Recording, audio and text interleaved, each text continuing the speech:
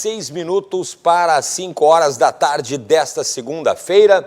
E o nosso assunto agora é erro médico. Informações importantes, tanto para médicos como para pacientes. Aliás, esse tema costuma ser de muita irritação por parte dos profissionais da medicina e por pacientes que se sentiram também prejudicados. Algumas vezes, todo o conflito, inclusive, aliás, poderia ser prevenido se houvesse mais informações por parte de ambos os lados da relação. E esse é o assunto do meu bate-papo, da minha entrevista hoje com o Dr. Guilherme Colin, entrevista de hoje que objetiva alertar tanto os médicos, como eu falei, como os pacientes, sobre o que fazer para evitar dores de cabeça desnecessárias. Dr. Guilherme Colin, muito boa tarde, tudo bem?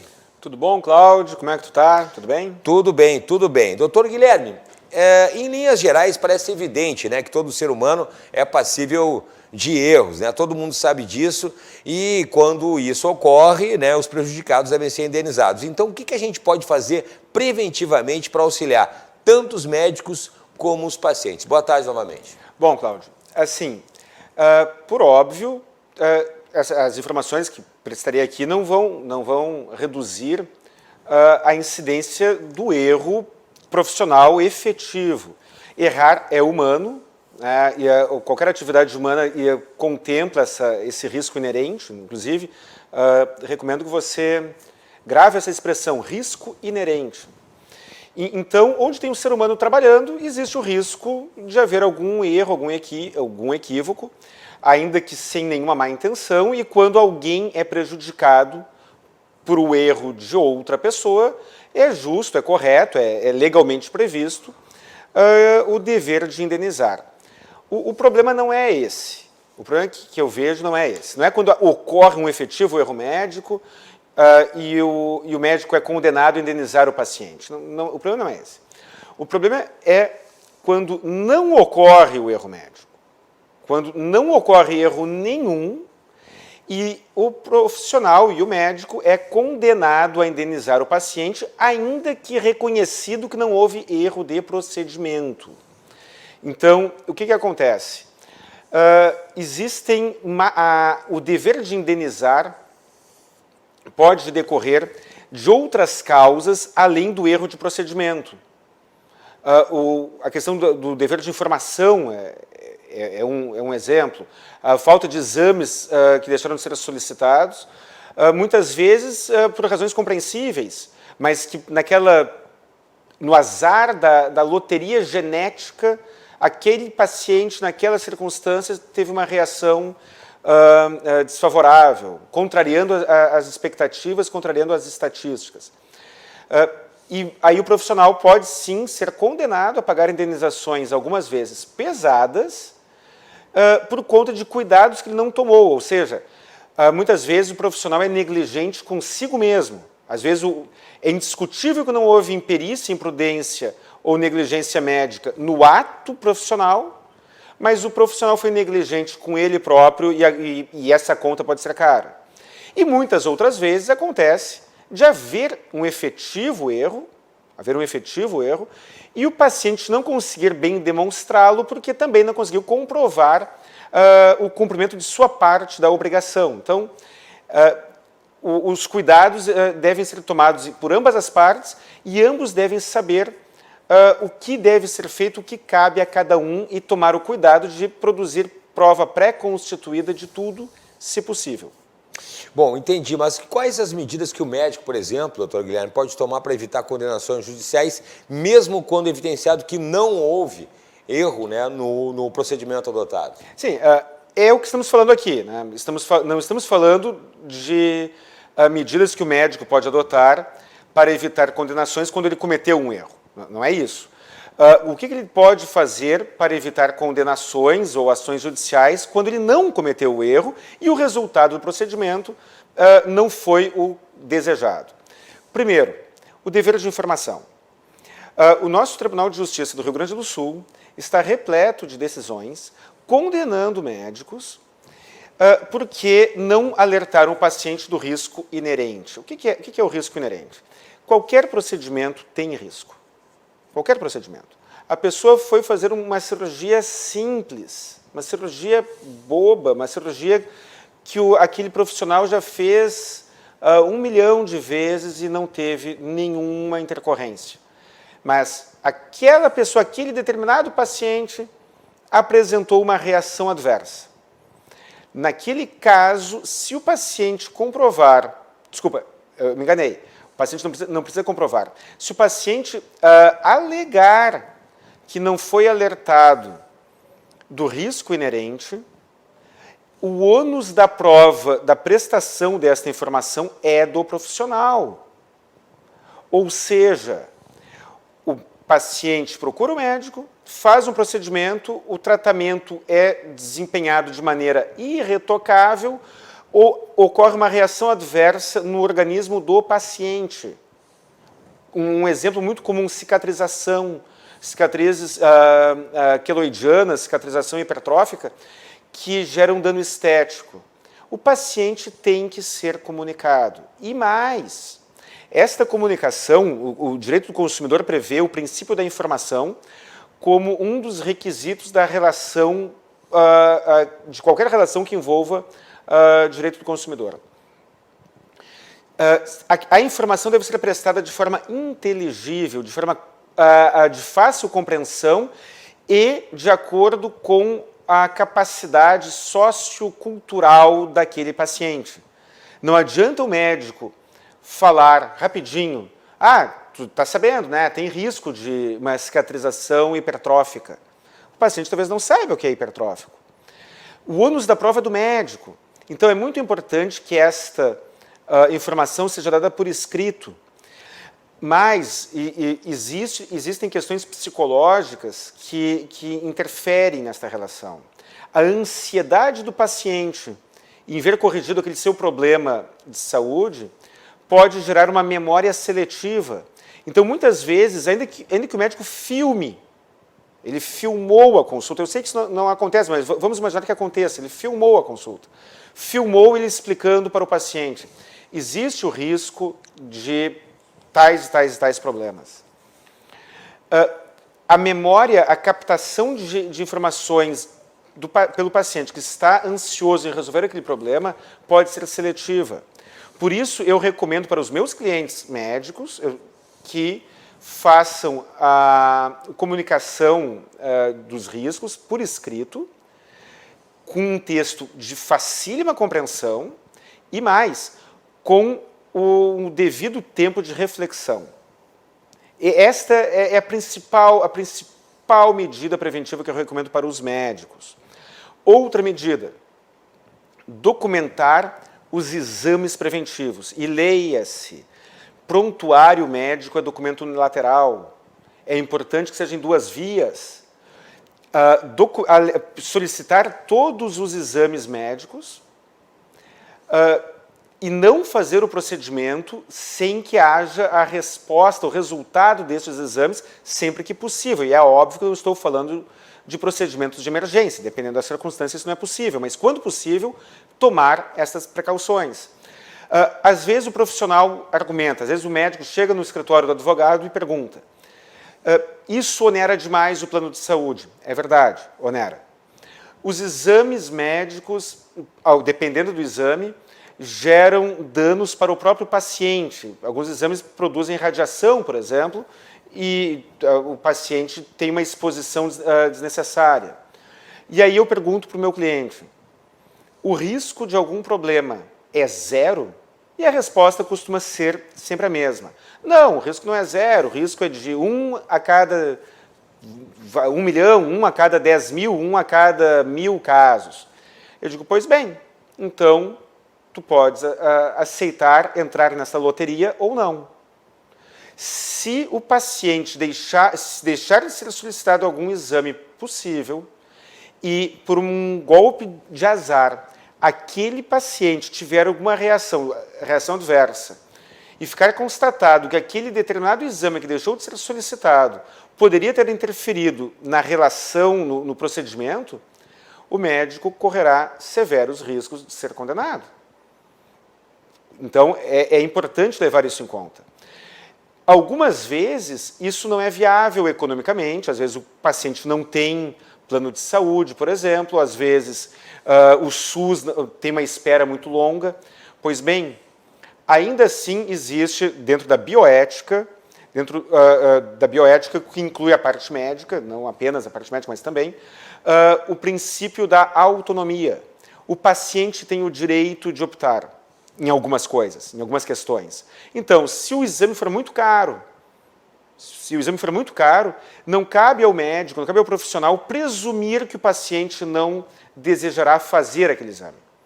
Ainda que ele saiba, ainda que seja nítido que as condições daquele paciente não são compatíveis com aquele custo e que o SUS não tem uma fila de espera tão longa que seria contraproducente, azar, é importante que o paciente tenha sido alertado da possibilidade daquele recurso preventivo. Isso deve ser feito de maneira documentada e bilateral. O documento deve ser bilateral, para que ambas as partes saibam documentalmente o que foi tratado ali. Outra questão que acontece muito. A briga, muitas vezes, é uma relação triangular, paciente, médico e plano. Sim. O médico recomenda um procedimento X. O plano de saúde tem os seus famigerados auditores que interferem na relação médico-paciente, opinando sobre um procedimento que eles não executarão. Então, o médico recomenda que seja feito um procedimento X, qualquer que seja. O plano de saúde, que tem um conflito de interesses, o plano de saúde não aprova aquela cobertura. Não aprova a cobertura pelo fundamento de que aquele procedimento tem um índice de morbidade inferior. Desculpa, aquela doença tem um índice de morbidade inferior a 2%, ou sei lá quantos por cento, e que, portanto, não seria necessário. Não cabe ao plano de saúde decidir qual é o procedimento médico a ser adotado. Cabe ao plano de saúde pagar pelo procedimento médico, assim como cabe ao consumidor pagar a mensalidade do plano. E muitas vezes entra-se numa queda de braço entre o plano e o médico ou entre o plano e o paciente. Se o médico se render às imposições do plano de saúde, ele estará confessando uma infração ao Código de Ética Médica, que diz que ele deve de sempre priorizar o melhor procedimento possível para o paciente. Estará confessando, portanto, que não implementou, não aplicou o melhor procedimento cabível para aquela situação, e caso ocorra um resultado indesejado, isso poderá ser usado contra ele. Então, quando algum cliente médico me questiona sobre o que fazer diante disso, eu recomendo. Problema é do plano, e se o plano negar a cobertura, o Poder Judiciário está igualmente abarrotado de decisões condenando os planos a cobrirem os tratamentos nos moldes determinados pelo médico responsável pelo plano. Há aí uma coerência. Muitas vezes eu critico o Poder Judiciário, mas agora eu elogiarei. O Tribunal de Justiça do Rio Grande do Sul, assim como quase todos, ou a grande maioria do país, é coerente quanto a isso. Ao mesmo tempo que é rigorosa em impor ao plano de saúde a cobertura dos procedimentos que ele, plano, tenta recusar, eles exigem que o médico aplique o Código de Ética Médica e não se sujeite a esta imposição dos planos. Então, são essas três dicas. Informação, pedir todos os exames preventivos e não se curvar às imposições dos planos de saúde, ainda que a estatística os favoreça. Muito bem. Bom, a gente está falando da parte dos médicos. E, doutor Guilherme, quais as medidas que o paciente, por exemplo, deve tomar também para evitar surpresas? É claro que a ocorrência, né, não depende do paciente, mas que medidas que ele deve tomar caso isso aconteça e ele se sinta num prejuízo, doutor Guilherme? Bom, eu sempre volto a bater na mesma tecla. Produção de provas de tudo aquilo que seja possível ser comprovado. Prova do prejuízo, prova do cumprimento dos procedimentos pré-operatórios e pós-operatórios. Caso o médico recomende que a pessoa faça repouso, por exemplo, um exemplo bobo, mas vale para qualquer outro, faça repouso, use um medicamento X e o paciente não obedeça, ele estará entregando para o médico um pretexto, uma justificativa para aquele resultado indesejado. É importante que o paciente cumpra com as obrigações dele nesta relação. A relação médico-paciente é uma relação de parceria. E o paciente tem obrigações. Quando o paciente é tabagista e nega esse fato, quando o paciente tem alguma doença que lhe foi questionada e ele esqueceu, diabetes, alergias em geral, ele não poderá reclamar depois por não ter encontrado o melhor resultado para o seu procedimento. Algumas vezes o paciente cumpre com essas medidas pré-operatórias e pós-operatórias. E ele ajudará muito o seu advogado, caso, agora estou falando no sentido oposto que falei agora há pouco. O paciente estará ajudando muito o seu advogado se conseguir comprovar o cumprimento de todas essas obrigações. Tem que tomar um remédio X, guarde as notas do remédio, caso os tenha comprado, para comprovar que pelo menos que comprou aqueles remédios do pós-operatório.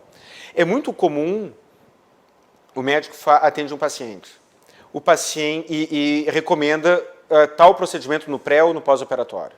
Mas aquele paciente tem um amigo que é médico, tem um primo, um cunhado, esses são os piores. E aí o cunhado dá palpite num procedimento no qual ele não está participando. E aí o paciente segue o palpite do médico amigo, do conhecido dele, desrespeitando a orientação do profissional que ele contratou e que é o responsável pelo tratamento, e isso pode interferir no resultado.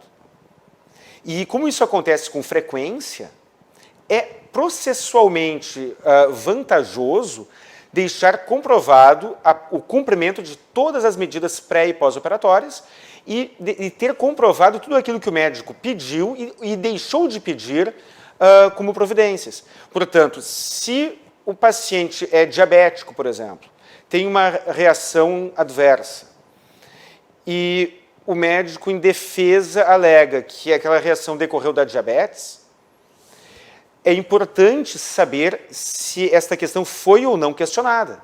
Para alergias, a mesma coisa, para tudo. Então, basicamente é isso. É ter a comprovação dos fatos que aconteceram antes e depois do procedimento. Bom, e a gente tem aí, existem questões também econômicas importantes, né? Muitas vezes paciente do SUS ou mesmo paciente particular realmente não tem condições de fazer algum exame. E aí, nesse caso, o médico deve deixar de fazer o tratamento e se for um caso, por exemplo, de emergência, doutor Guilherme? Bom, o médico ele deve implementar tudo que for possível para encontrar o melhor resultado, mas é tudo o que for possível. Se o médico está num hospital em que não tem um determinado equipamento para fazer determinado exame, por exemplo, e uma situação que eu peguei, posso falar, inclusive, sobre isso, ele não vai negar atendimento. Ele não vai negar. Mas existe aquilo que eu falei do princípio da autonomia. E não nos é dado o direito de presumir, de fazer presunções acerca da capacidade do outro. Por mais evidente que nos pareça, que possa parecer que aquela pessoa não terá acesso a esse ou aquele exame, a esse ou aquele procedimento, esse ou aquele medicamento, ela deve ter a opção de tentar buscá-los. Seja numa ação judicial, seja pedindo dinheiro para alguém, se for o caso. Uma situação que eu peguei. Eu, Guilherme Colim, advogado, ganhei uma ação judicial contra o município de Porto Alegre. Resumo. A minha cliente sofreu um acidente doméstico e teve uma fratura de coluna, uma fratura leve de coluna vertebral. Foi para um hospital municipal e lá não tinha aparelho de ressonância magnética. Não tinha o aparelho. O médico fez todo o possível para melhor atender a paciente. E os exames que foram feitos na oportunidade, que eram raio-x e ecografia, se não me engano, não acusaram fratura nenhuma. Mas aqueles exames não acusaram. Mas a tecnologia que existe hoje contempla o exame de ressonância magnética, que tem uma acurácia maior. E o profissional não perguntou para a paciente se ela gostaria de procurar uma clínica particular ou um outro estabelecimento para fazer aquele exame mais apurado. Ele não perguntou e diagnosticou que ela teve uma luxação, teve tais e tais danos e não detectou a fratura porque ele não tinha aquele recurso no momento. Ela saiu dali com dor, foi para um outro hospital, fez um exame particular, porque ela não tinha dinheiro para fazer todo o tratamento, mas para fazer aquele exame específico ela teria. E foi detectada uma fratura que havia sido negada no dia anterior. O município de Porto Alegre foi condenado. Foi condenado a pagar uma indenização por danos morais. O médico, eu não processei o médico, porque aos meus olhos, eu não recomendei que a cliente processasse o médico, aos meus olhos a responsabilidade maior é da instituição. Para mim não faz sentido processar a pessoa física do profissional, quando existe uma instituição por trás. Mas aquele profissional, ele fez todo o possível? Sim, ele fez todo o possível com os recursos que ele tinha ao seu dispor. Qual foi a falha dele? Ele presumiu que aquela pessoa não teria condições de pagar um exame mais apurado num outro local. Se ele tivesse solicitado, se ele tivesse recomendado que ela fizesse, e ela tivesse dito que não o fez, que não o faria, e tivesse feito toda essa recomendação e recusa por escrito, e de forma bilateral, ou seja, com comprovantes de ciência para ambos os lados, o município de Porto Alegre não teria sido condenado. Então, estas são questões preventivas que os profissionais devem observar e o paciente também. Muitas vezes é recomendável que o paciente alerte o profissional. Se tiver algum exame adicional, se tiver algum procedimento adicional que o senhor não tenha aqui neste estabelecimento, eu gostaria de ter a oportunidade de avaliar se devo ou não buscá-lo em outro local. Eu não sei se eu respondi bem a pergunta, Cláudio. Não.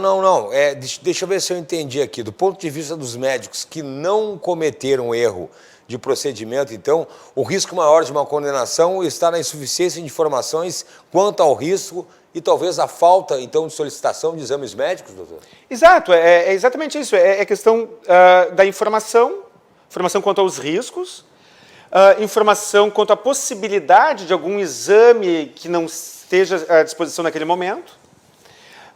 Tem a questão que eu falei também da queda de braço entre plano de saúde e paciente e o consumidor, que o médico lhe responderá caso opte por um procedimento mais arriscado por conta das imposições do plano. Então, a minha dica para os clientes médicos é que documentem de maneira quase que paranoica. Aliás, tem uma frase que eu ouvi, se não me engano, foi do CEO da Intel, se não estou enganado, que ele disse: só os neuróticos vencem, só os paranoicos sobrevivem. Dentro de limites, é claro, né, porque a paranoia e a neurose ela pode travar a pessoa, mas dentro de limites, recomendo que haja uma preocupação muito forte nesta prevenção, em documentar que alertou da possibilidade de fazer um exame tal, um procedimento tal, que o risco é aquele, e o risco, a descrição do risco deve ser de maneira à prova de burro, perdão da expressão. Deve ser feita de uma maneira muito simples, em que o paciente não tenha condições de alegar que não entendeu. No caso do médico cirurgião plástico, a minha recomendação é que mostre fotos do que é uma cicatrização hipertrófica e faça o paciente assinar embaixo. É claro que aí talvez haverá um efeito inibitório, mas a minha recomendação é que não haja dúvida, porque o paciente não sabe, pode não saber o que é uma cicatrização hipertrófica, pode não saber o que é uma cicatrização queloidiana, inclusive nem eu sabia que as duas não são sinônimos, eu achava que eram a mesma coisa e fiquei sabendo que não, que existe diferença entre esses dois conceitos. E o paciente pode dizer, quando ele falou uma cicatrização queloidiana, eu não estava imaginando isso, digamos, Portanto, seria interessante que o paciente soubesse, olha, pode acontecer isso aqui contigo, pode acontecer, a cicatrização provavelmente não será assim, mas pode acontecer que fique assim. Cirurgia de catarata. Nós temos um percentual pequeno, porém não insignificante, de pessoas que fazem uma cirurgia de catarata e, em vez de melhorar, pioram. Sim. É o risco inerente. E a frustração do paciente que vai fazer uma cirurgia de catarata e fica cego. É absurdo isso na cabeça do paciente. Então, ele deve ser alertado de uma maneira cansativa, exaustiva. Por escrito, com todos os documentos necessários. Eu recomendo que os meus clientes, quando sou advogado do médico, eu recomendo que façam o cliente assinar fotografias com imagens de deformidades decorrentes de risco inerente, para que seja realmente exaustiva esta informação, que nem eu estou sendo repetitivo aqui durante essa entrevista. Entendi. Deixa eu ver, vou fugir um pouquinho do assunto agora, doutor Guilherme. Agora são 5 horas e 20 minutos, estou conversando com o advogado doutor Guilherme Colim. Eu vou fugir um pouco do assunto aqui, mas existem questões também que geram polêmicas e que não dizem respeito necessariamente ao erro médico, mas também que acabam gerando muitos conflitos. Uma delas, por exemplo, eu tinha anotado aqui, é a cobrança da taxa de disponibilidade do médico obstetra, que atende pelo plano de saúde, em que ele faz o procedimento sem custo do plano, mas cobra um valor adicional do paciente. Como é que o senhor enxerga essa conduta, doutor Guilherme? Bom, eu posso falar como é que eu enxergo, mas eu gostaria de iniciar falando como é que o judiciário enxerga. Perfeito. O caso é o seguinte, a venda casada é vedada pelo nosso direito civil e direito do consumidor.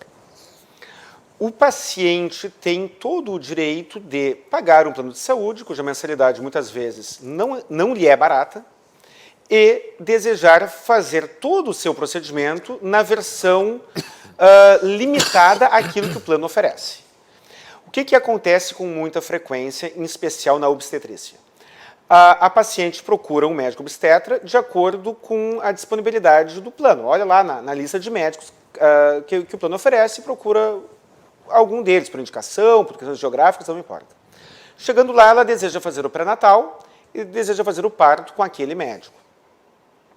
O médico explica que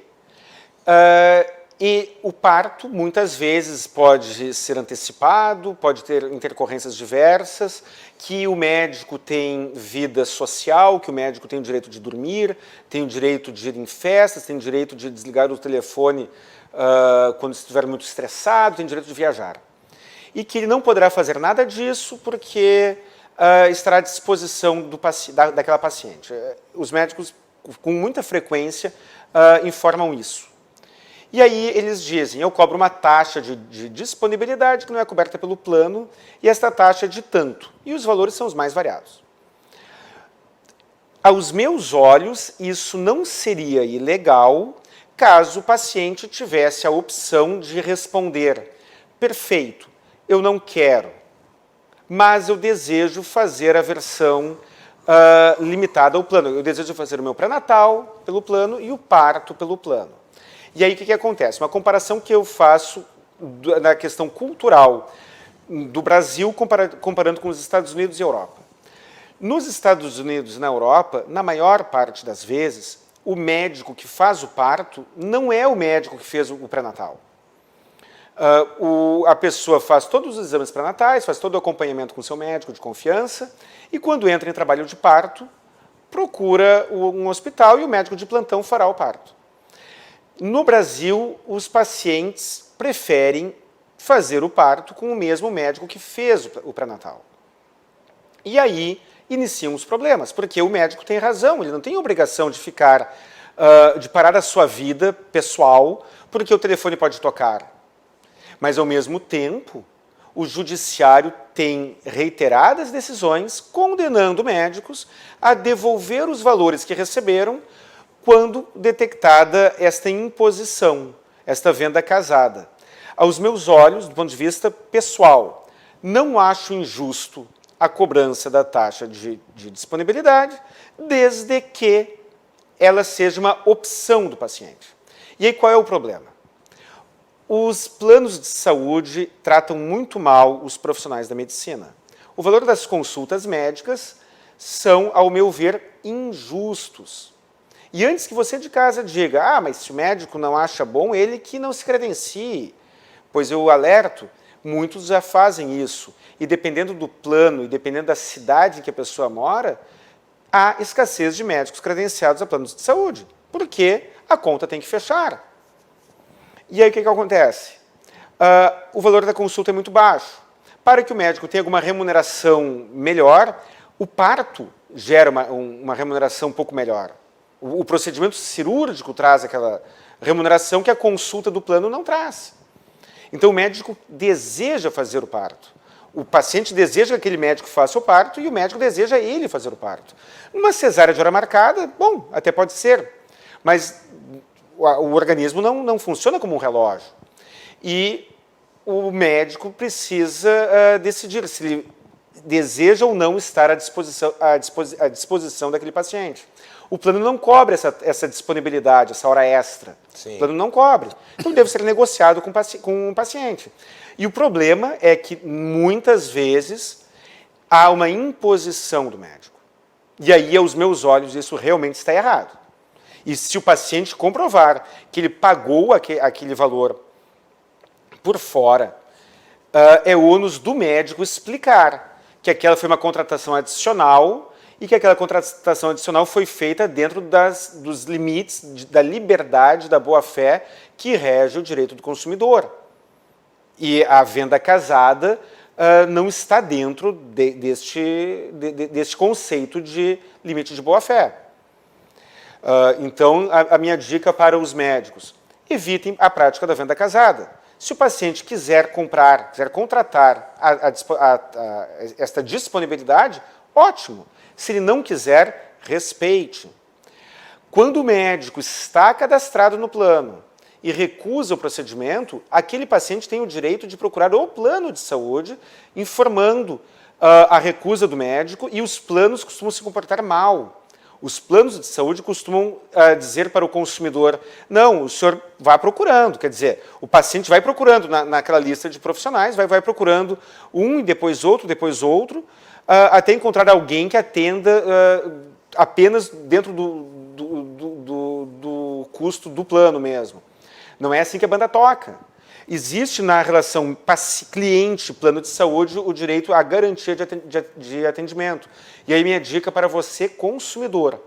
Se você tiver dificuldade em obter alguma cobertura, algum atendimento por parte de algum médico, é possível você fazer por escrito, em 2 vias, um requerimento para o plano de saúde, pedindo garantia de atendimento, explicando.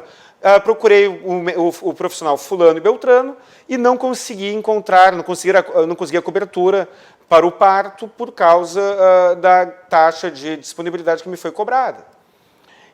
O plano deveria providenciar um médico. E aí, providenciar um médico selecionado por ele, não pelo paciente. A maioria dos planos não faz isso. E aí, então, é possível demandar contra o plano de saúde. E recomendo que o cliente tome este cuidado de formular os requerimentos de modo extrajudicial antes de iniciar algum pagamento por conta, caso deseje contestá-lo depois. Se a ideia for pagar e concordar com o pagamento, bom, perfeito. O problema é pagar sem documentar o requerimento ao plano, sem oportunizar que o plano providencie um profissional para depois reclamar daquela cobrança que entende ser indevida. E, doutor Guilherme, aqueles casos de upgrade, por exemplo, de acomodação hospitalar, em que o médico do plano cobra honorários adicionais apenas pelo fato do paciente do plano, que estava em um quarto semi-privativo, por exemplo, acabar passando para um quarto privativo? Recomendo que você, em casa, acesse o site do Tribunal de Justiça, do Rio Grande do Sul, pelo menos, e faça no banco de jurisprudência uma pesquisa pelas palavras honorários médicos, acomodação, ou honorários médicos, acomodação, upgrade, ou algo do gênero. Existem várias decisões do nosso tribunal, e essa matéria não é unânime. Existem algumas decisões em sentido oposto. mas a majoritária jurisprudência é no sentido de que esta cobrança é ilegal. O que acontece? O serviço médico é o serviço hospitalar, a hotelaria hospitalar é outra. O paciente paga por um plano, muitas vezes, que lhe dá direito a um quarto semi-privativo, e o médico faz a seguinte conta. Bom, eu cobro X reais pelo procedimento particular. Tu vais querer usar o plano? Perfeito. Então, eu abaterei apenas os valores que o plano aportará. Esta conta está errada.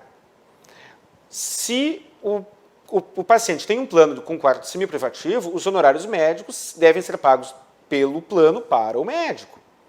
Se ele negociar com o hospital um upgrade de quarto, ele deverá pagar a diferença no quarto, que pode ser pequena ou grande, aí é uma questão de avaliação. Mas a hotelaria hospitalar é uma coisa, os honorários do médico é outra. Eu fiz uma pesquisa de jurisprudência no Tribunal de Justiça do Paraná. Eu tenho ações no Rio Grande do Sul, Santa Catarina, Paraná, São Paulo, Bahia, em outros estados. O foco é o Rio Grande do Sul, mas eu tenho ações fora do estado também.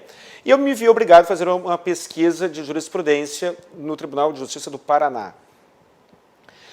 Eu detectei que lá a jurisprudência, a orientação do Tribunal de Justiça de lá, do Paraná, é ainda mais rigorosa, ainda mais convicta quanto à ilegalidade da cobrança por este upgrade. Quando algum cliente médico me questiona sobre isso, a minha resposta é autoevidente. Recomendo que isso seja negociado de maneira voluntária. O paciente não deve ser constrangido a pagar um adicional de honorários apenas porque teve um upgrade de quarto. Então, minha dica é essa para os médicos, né? Cuidado com isso. Para os pacientes, está dando o alerta aqui, me parece inclusive que esta entrevista agradará e desagradará ao mesmo tempo tanto os médicos como os pacientes, mas a verdade é essa. Estou passando a posição dos tribunais e a minha interpretação quanto ao texto legal. Muito bem, doutor Guilherme Colim. Só para encerrar agora, 29 minutos para 6 horas da tarde, estamos ao vivo aqui no portal RDC. Algum conselho final, tanto para os médicos e também para os pacientes? Cláudio, eu acho que eu vou dar o meu conselho de sempre. Procure um advogado. Isso é apenas uma entrevista. Numa entrevista, num programa de TV, nós passamos informações em linhas gerais. Nosso objetivo é alertar as pessoas para que procurem uma informação com mais cautela, com mais afinco, caso haja necessidade, e procure um profissional qualificado naquela área. Porque as dicas gerais eu já dei, a questão da informação, tudo mais, mas recomendo que haja um investimento em prevenção, tanto por parte dos profissionais, como por parte dos consumidores.